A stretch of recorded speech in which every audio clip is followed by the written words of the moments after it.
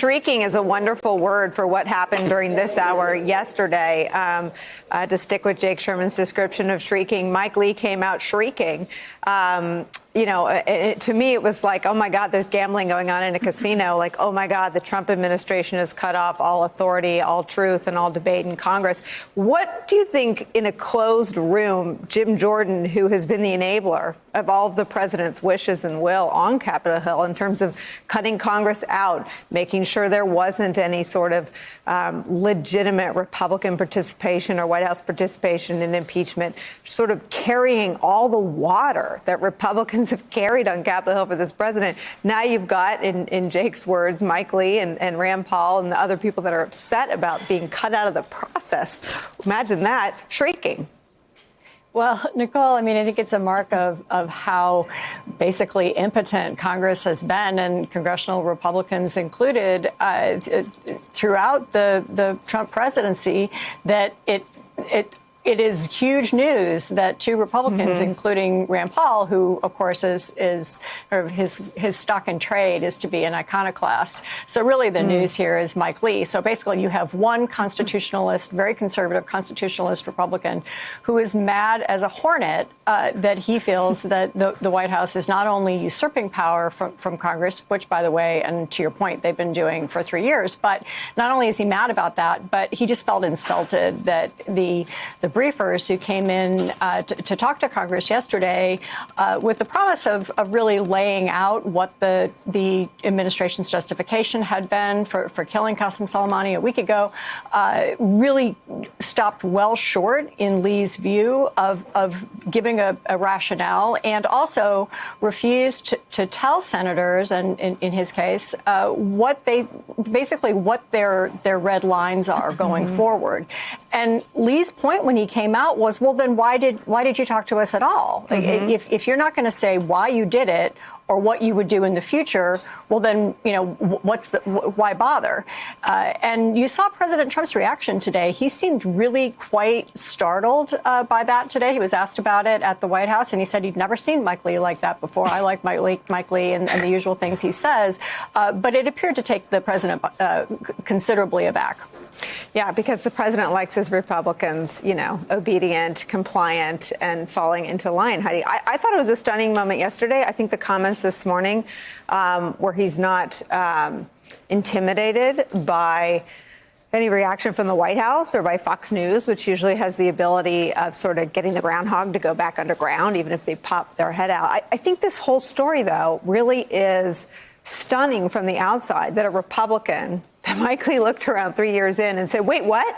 You don't want us to do our jobs? I mean, where was he? Congress wasn't allowed to call witnesses after the Mueller report. Congress isn't allowed to see Steve Mnuchin's secret documents about how much it cost to protect the Trump. I mean, what was it about yesterday? This is a very fair point. At the same time, this is something when it comes to declaring war and reigning in the executive and using military force that he has been consistent about over time. So maybe that's it.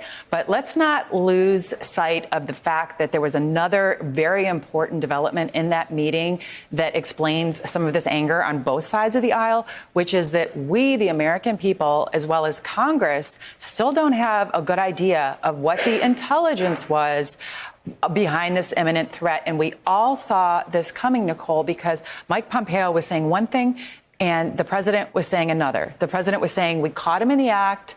There was something very bad that was about to happen. And Mike Pompeo, when he made the show rounds, basically went out of his way to say that there was an imminent threat. He said, look, there's never one thing. And this was up to the president. So here we are with this cycle of escalation, which is now cycling in full, with Iran threatening further retaliation. We don't know in what form that will be, through the proxies, cyber warfare, or whatever. We can't imagine it. But here we are, and we don't have a good idea yet of what even got us into this. Frank Figliuzzi, I want to show you exactly what Heidi's talking about. All the utterances from Donald Trump's national security team made to us, the American public, in the wake of this deadly strike that now threatens U.S. troops around the world, U.S. diplomats, and our allies. Watch. Can you clarify, the attack Soleimani was planning, was that days or weeks away?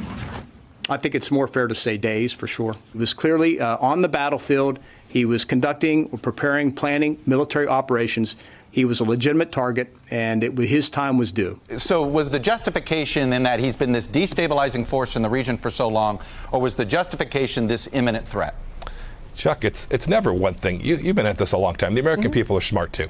It's never one moment. It's never one instance. It's a collective. It's a full situational awareness of risk. When you say the attacks were imminent, how imminent were they? Were we talking about days? Were we talking about weeks?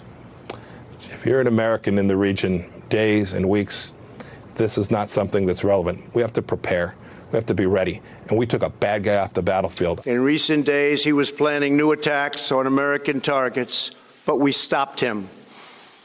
Soleimani's hands were drenched in both American and Iranian blood.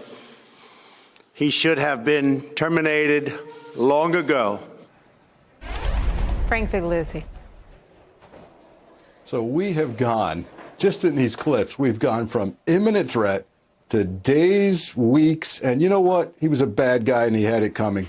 So we can no longer trust this White House, even when the consequences are as grave as potential war, to tell us anything approximating the truth. And what's really offensive to someone like me, who's been an intelligence professional, is they're trying to put the imprimatur, the good face of our intelligence services on us. We have great intel. No, you didn't have that intel. You're lying about it. You know, Nicolle, I used to tell my kids, my two boys, when they were teenagers and they'd been out with the car for the night, next day I'd say, hey, how'd your evening go? Where were you? What'd you do? And if their account of it wasn't matching up with my intel from my sources and methods, I'd say, give me the keys. Give me the keys until we can come to an agreement on what you can do and where you can go with the car.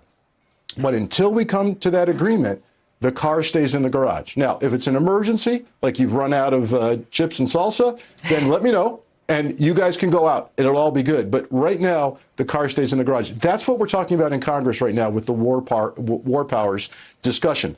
This president can't be trusted with the keys to the car. The deliberative process around him, you know, the other thing I tell my kids is make good, as they're going out the door, make good decisions. This White House can't make good decisions. The president's hanging out with the wrong people. And so it has to be done for him. And that's why you hear Nancy Pelosi talking about war powers authority. We're going to do a whole hour dedicated to how you raise kids, because I want to use those intel lines on mine. He's only 8. We've got time.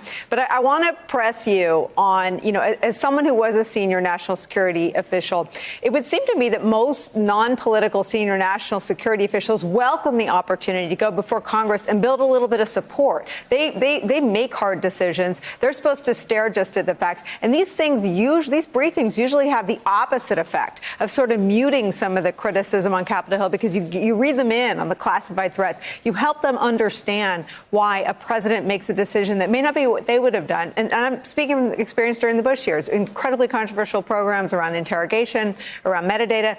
These briefings almost universally helped, didn't hurt. It is extraordinary to see a group of national security officials basically be called bumbling idiots by 2 Republican senators, isn't it?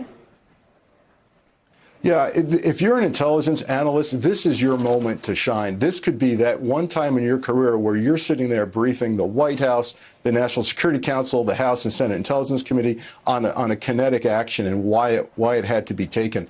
And so if that's being lied about and twisted, morale goes down the tubes, and we're now using intelligence as a weapon.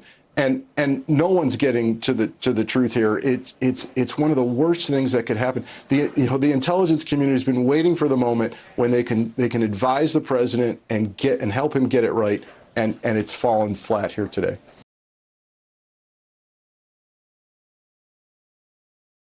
Hey there, I'm Chris Hayes from MSNBC. Thanks for watching MSNBC on YouTube. If you want to keep up to date with the videos we're putting out, you can click subscribe just below me, or click over on this list to see lots of other great videos.